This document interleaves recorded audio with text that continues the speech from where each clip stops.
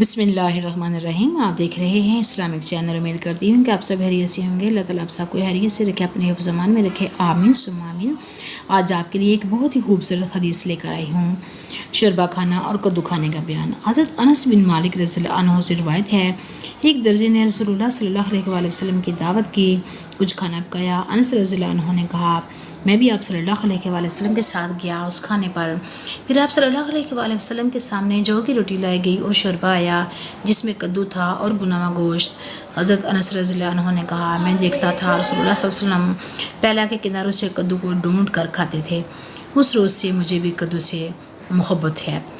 اللہ تعالیٰ ہمیں سنت نبی پر عمل کرنے کی توفیق عطا فرمائے، سنتوں کا پابند بنائے۔ اللہ تعالیٰ ہمیں نیک عمل کرنے کی توفیق عطا فرمائے۔ اگر آپ کو ویڈیو پسند آئے تو سبسکرائب کریں اور لازمی شیئر کریں۔ حدیث کی بات آگے پھیلانا صدقہ جاریہ ہے۔ السلام علیکم ورحمۃ اللہ وبرکاتہ۔ جزاک اللہ خیرا۔